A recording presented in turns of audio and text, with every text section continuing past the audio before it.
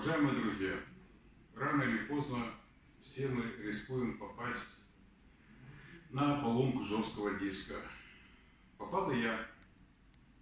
Используя диск Seagate в течение долгих 8 лет, я считал, что это хорошее средство для хранения данных. Но, к сожалению, в один прекрасный день этот диск вышел из строя.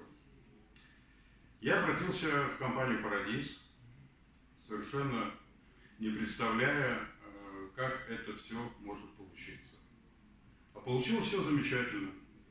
Как ни странно, все 300 гигов информации были восстановлены за умеренную оплату.